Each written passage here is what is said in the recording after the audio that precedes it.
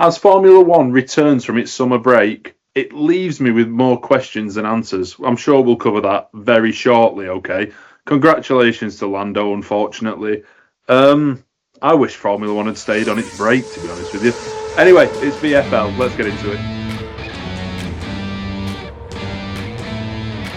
Yes, hello, welcome to this week's episode of VFL. We are, of course, reviewing the Dutch Grand Prix, which was a win for Lando. Yay! Yay!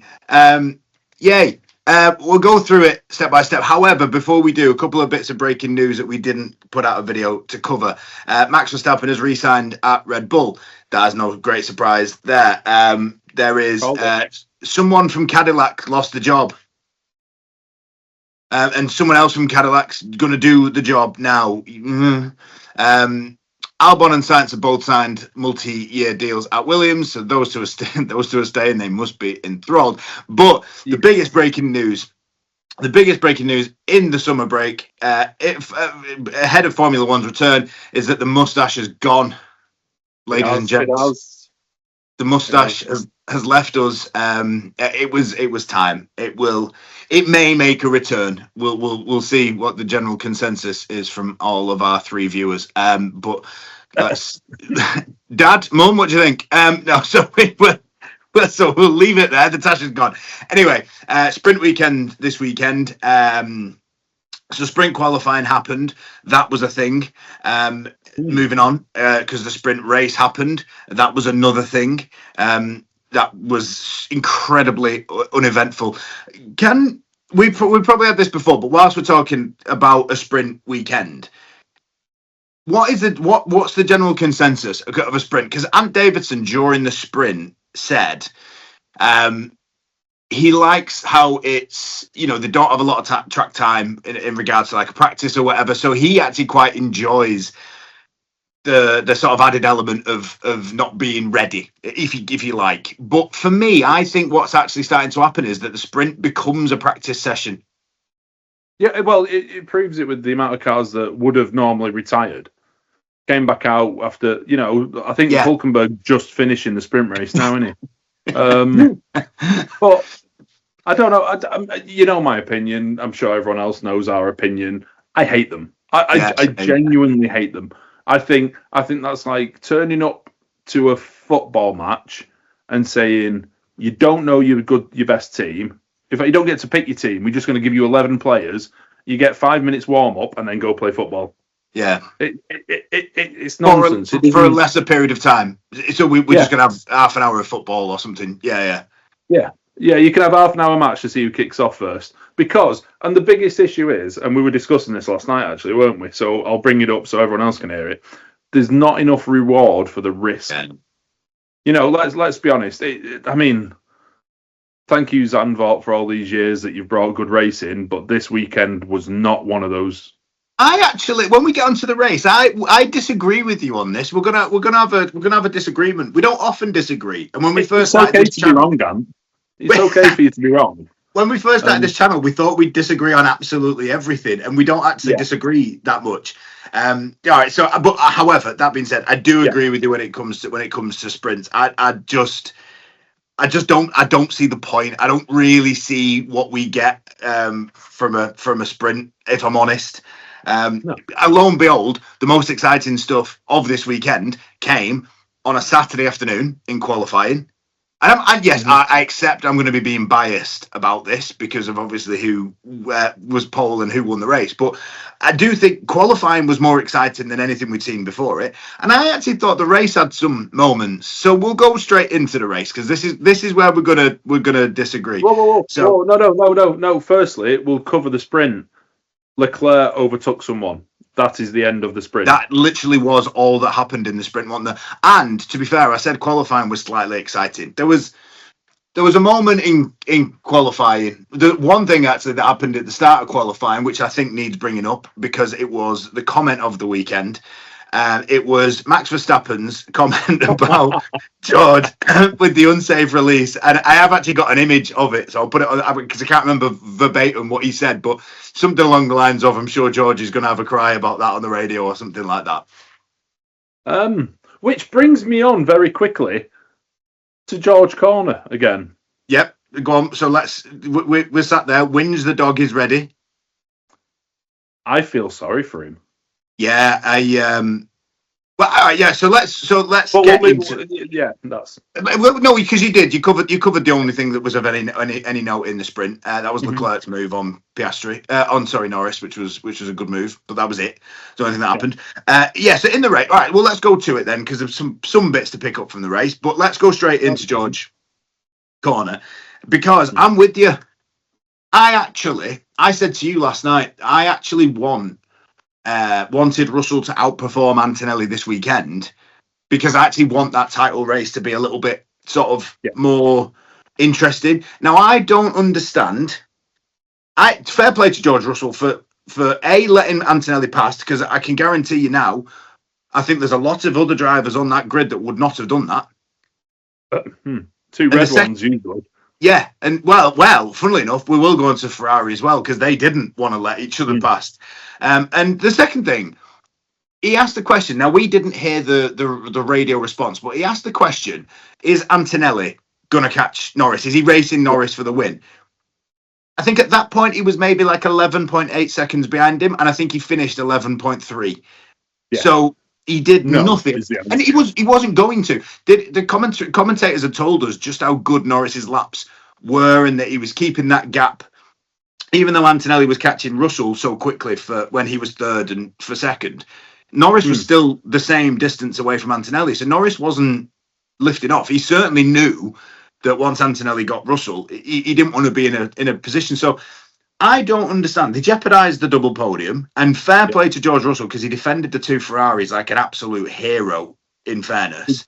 He got lucky with that last VSC, though. He did. Hamilton was about to launch when... Yeah. And to be fair, actually, George Russell deserves a bit of luck this year. So, yeah, you're right. He did get a bit lucky with that. But what I don't... Those two are in a title fight. I don't understand... So that, for me now, all that says is that Mercedes have no interest in George Russell being in this title race. No, the only thing I can imagine, and I'm not defending, because I actually agree 100% with what you've just said, and we both said it during the race to each other as well, is that they were either concerned that if Russell was the cork in the bottle kind of thing, that it opened them both up to the Ferraris attacking, because the Ferraris were catching... they were closing on the back. So if they told Antonelli to sit behind Russell, then both Ferraris would have launched, attacks on both of them. So maybe it was a way of at least protecting a second place. But Norris isn't in this title battle at the moment. I mean, 2 wins on the bounce. We don't know what's going to happen in the second half of the season. Yeah, you're right. Right now. Yeah. He's not in the top 4 still, as far as I can... the top 4 are the 2 Mercs and the 2 Ferraris. Yeah. He's still over 100 points behind Antonelli. Yeah, so I feel for him. And it's actually getting me down a little bit that Russell Corner has almost retired halfway through the... It's turned into Russell support.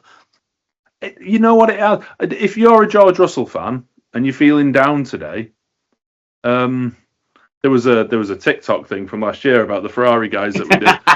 I think we might need to dig that out for George Russell fans at this rate. But no, I mean, all right.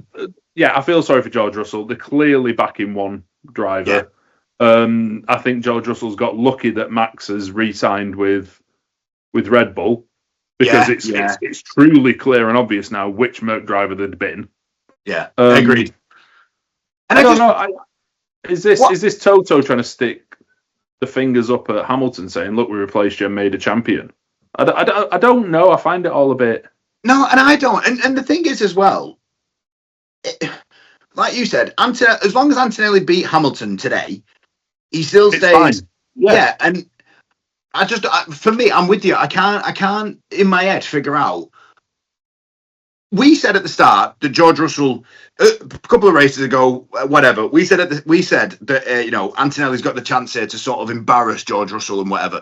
And now, to be fair, Mercedes are the ones that they're not allowing George Russell to be the leader of this team. And you could argue that he's put himself in that position because Antonelli's leading in the championship. Therefore, he taken number 1 status on his own. And now Merc are just saying to George, no, we're going to put all, and maybe that's the right thing to do. There were times last year where we questioned, were McLaren going to trip over themselves in trying not to, and have your own opinion whether or not they obviously favoured one or the other, but trying so hard to not do it so obviously that Max nearly sort of caught them and took it. So a Mercedes just going, look, we're not getting into a situation like that. Maybe there was a conversation behind closed doors at Mercedes where they went, going into the summer break, whoever's ahead in the championship, and they both agreed it pre-Australia. Maybe that's the case, but it just, without knowing that, it just looks, and I feel some favoritism. That's what it does do. 100%, yeah. And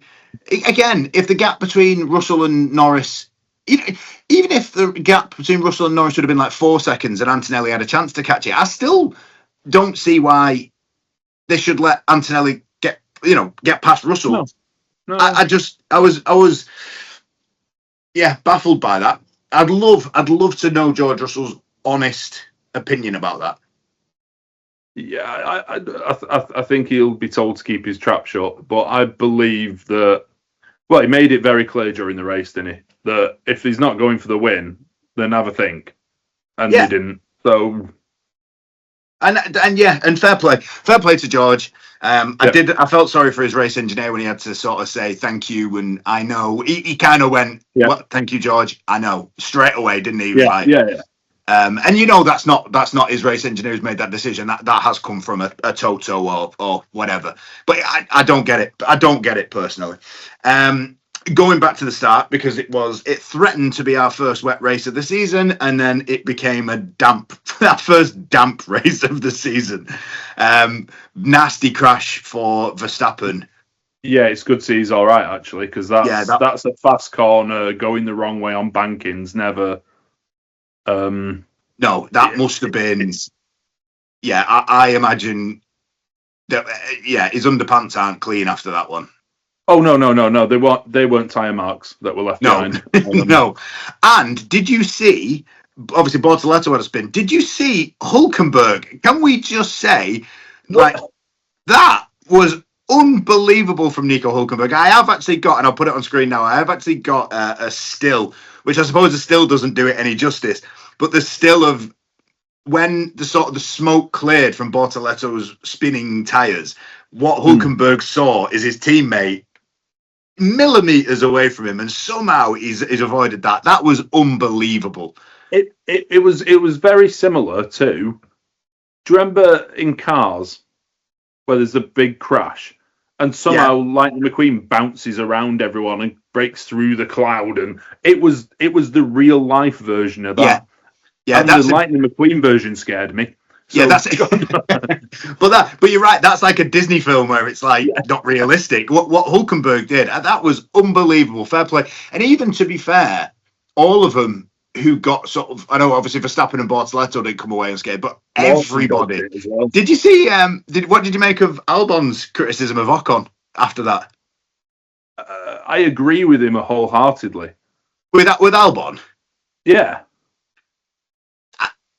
I don't know. I think Albon's expecting there to be an immediate safety car, red flag, something like that, more immediate. And in fairness to Ocon, he's gone, no, this is still a green track. It was probably one of them that's right in the line of ballsy and stupid. It's probably there, but by the letter of the law, I suppose it's how did he line it up?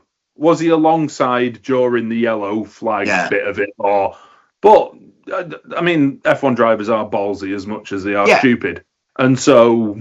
Because the replay, he sort of goes past him on the start-finish straight, which when you consider how far back the accident is, and it took a very long time for them to red flag that, didn't it? Because I was watching it, and you're looking at, obviously, the lead cars were sort of just coming into the second sector, heading towards that tight, what used to be the second DRS zone before the chicane, and they still hadn't made a decision by then. And I'm thinking, they're going to come up back fast in a minute. Yeah, they're about 2 or 3 corners away, and they're going to be there. And eventually, like I say, the red flag came out. But that was nasty for Max. Good to see he's all right, and phenomenal from Hulkenberg.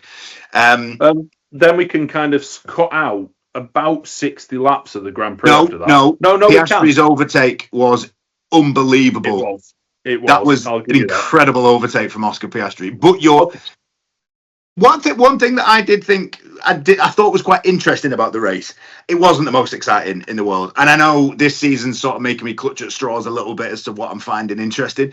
But I did find it quite. It was bizarre to me that we saw quite a few overtakes, quite a few leadership changes. Piastri at one point thought he might have even had a podium, and then all of a sudden, we basically finished the race as we started it. Yeah, I mean... Except Piastri, who, as he did on Saturday at the sprint, decided it was more fun to go backwards. Oh, yeah, he might as well put his indicators on and pulled over for a few people. After that, a sterling move. Like I say, there was at one point where I thought, because of obviously he had the hards on and everyone else was sort of on mediums and softs at that point, after the red flag, I thought, there's going to be a good chance of Piastri getting a podium here. And you really have to stress the hards on a bit better, mate, by the way. What did I say, hard on? You said they had the hards on, but it sounded very similar to be fair, if Piastri and Norris would have both got a podium, I might have had some hards on myself.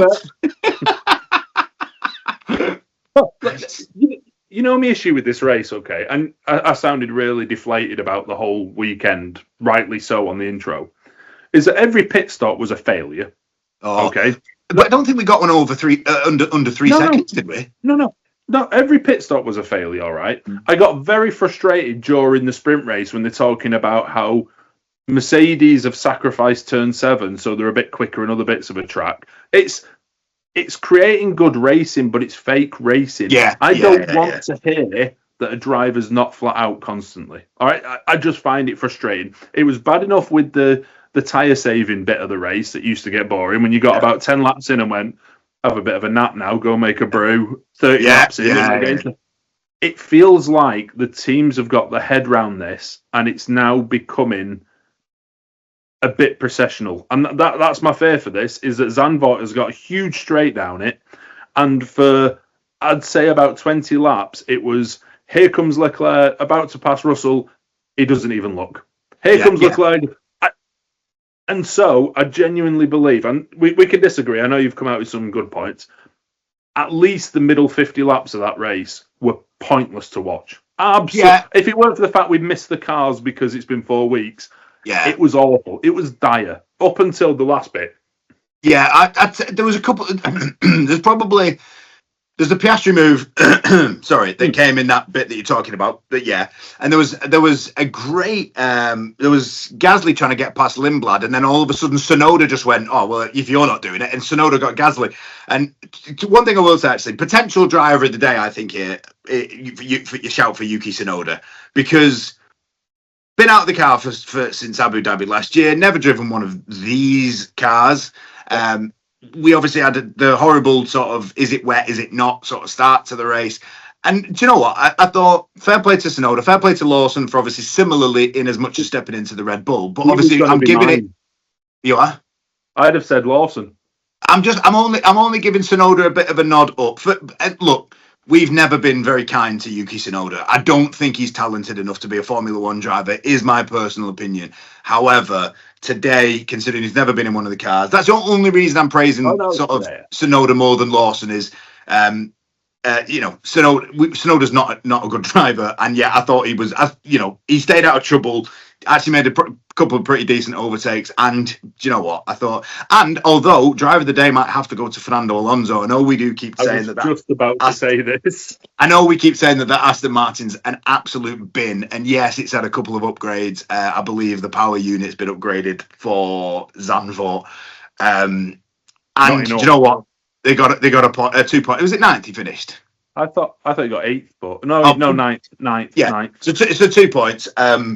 Yeah, I mean, Lance Stroll still can't finish the race. And fair play to Cadillac. One Cadillac finished the race, kind of. There, I tell you what, sacking that one didn't start the sprint. Yeah, I was going to say, sacking that team principal really has worked. Has managed to get one car over the finish line. So well done to Cadillac. We still struggle to care. That's still a huge improvement. They've finished. So they took on board what we said in the mid-season review. Stop being bad. I know. Just stop being rubbish. All right. Yeah, they are so bad. I just genuinely thought it took a turn to the Grand Prix at the start of the season, but without that excitement of the fact that the Ferraris couldn't keep up with the Mercs at the start, but they were lunatics and used all the battery just to go back past.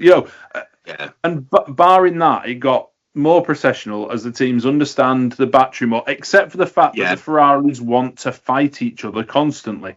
Yeah, I have noticed that we've stopped seeing that someone uses all their battery to get past someone. And, for a couple of times this season, we've watched a race and gone, I'm not going to celebrate that overtake because, you sort of knew it was fake. It's similar to football in as much as you don't celebrate a goal anymore because, Man United don't score them, but you don't celebrate a goal anymore because of VAR. That's what you're getting with Formula One, where you don't celebrate an overtake because it's probably going to come back. And that's in a minute. That sort of stopped. But then again, so too as the actual initial overtake, if that makes sense. Like I say, for me, the two overtakes of the day, one was Piastri and one was Lando to eventually get the lead when he sort of went round the outside of Antonelli, and which I know got him second at the time. But Hamilton, on the back of Hamilton.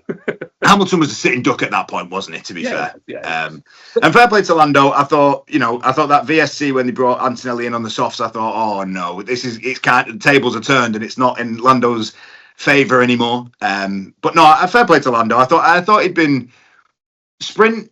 He sort of went backwards and it didn't. But again, this is why I meant the sprint's a little bit like practice, because that was almost McLaren's long run. They figured out what a long run was to them, if that makes sense. They didn't have long run pace. So then fast forward to the actual Grand Prix where it actually matters, and they sorted that out. And Lando was brilliant, I thought, today, to be fair. That was, Ant Davidson said that's probably his best drive ever. And I don't know if I'd necessarily go that far, but I certainly think it's up there. Oh, no, I agree. But that's because this is one of the first Grand Prix I can remember him properly dominating. I actually didn't believe for 1 second during this race that he wasn't going to win it. Did you not? Genuinely. No. He was, every time he put a new set of boots on, as this commentator this weekend calls them, they wouldn't get very far with boots. They're clearly round the tyres, okay? But, every time he put a new set on, a rubber on, it was the same. It was either going to be Norris or something random like Leclerc, because as much as he ended up behind Hamilton at the end, whenever he had got new tyres, he was quick. He was fast. But he almost was fast, and then he ran out of steam. It was a bizarre one with Leclerc. It was.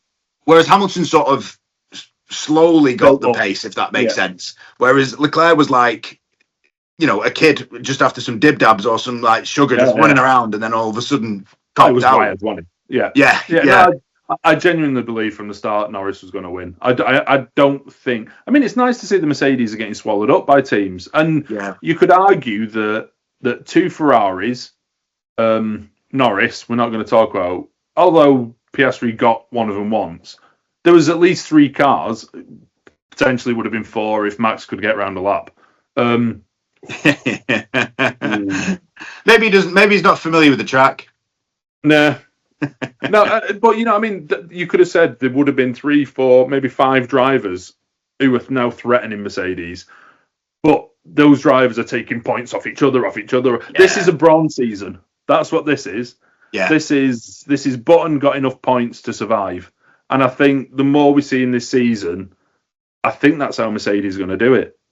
Yeah, because they've obviously not won since, the last 2 was obviously Lando, which is bizarre actually, because is he other than Antonelli, no one else has done a back-to-back, have they, this season? No. So, look, do you know what? One thing I will say on Lando, actually, I'm going to throw this out there, and this is not a dig at Oscar Piastri. I love Oscar Piastri, But we've often said about Max is almost he always outperforms that car. And we've always said that maybe the Red Bull is actually where Hadjar, I know he didn't race this weekend, Hadjar, but maybe the Red Bull is actually where Hadjar is, and Max is obviously that added 10%. Is that maybe a little bit like Lando now with McLaren? I'm talking the last couple of races, but is the McLaren maybe more closer to where Piastri is? But Lando, are we... do you get what I mean? I'm not trying to say he's as good as Max, obviously, but is he outperforming the car? I get what you're saying, but I think you're right. But having heard what Piastri was, I believe both drivers are very similar in ability. That's one thing I will say about McLaren. I'm not saying that they're bad.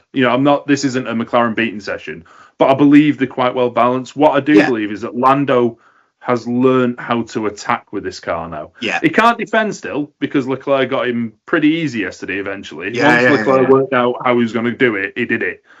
But Lando's learned how to attack and keep attacking almost is how I read it. And therefore, that's how he drives now. And I think there'll be races where attacking won't work. Yeah. But I think he's found, especially in Hungary and Zandvoort, two tracks that he's always been pretty solid. Yeah, he likes them two tracks. Yeah. I think he's got comfortable. He understands how to drive the car way better than Piastri does in terms of battery management and all that, and where you attack, where you lift a little bit. And it's proven right for him. So I'm not saying he's out driving it. I'm not saying he's dragging a car that's not good further. I'm saying the car is fundamentally pretty decent. Yeah. What he's doing is he's getting the full 100% out of that car, where I think Piastri can't get past 70, 75. Yeah. Now, Piastri's just not loaded it as well. And now you'd argue then that it shows the talent of the driver that he can deliver the full 100% of its potential. Yeah. And the fact that when he is doing, he's winning. So, Christ, I was going to say, right. If you overdrive a car, you're slow. A lot of F1 drivers say that. He's not. He is right on that sweet spot. Because you overdrive, you bin it on the last corner. Unfortunately, again, it's not a dig at Max, but Max is having to push that car further than it wants to go. And it is his ability that gets him there. And unfortunately, like today, if it's a bit wet or he gets a bit snap happy on the accelerator, it can bite him. Yeah. Lando's learned where the McLaren doesn't bite anymore. Yeah. Where to be nice with it, and chance of him. I am going to ask this, and it's a little bit tongue in cheek, but chance of him defending his title.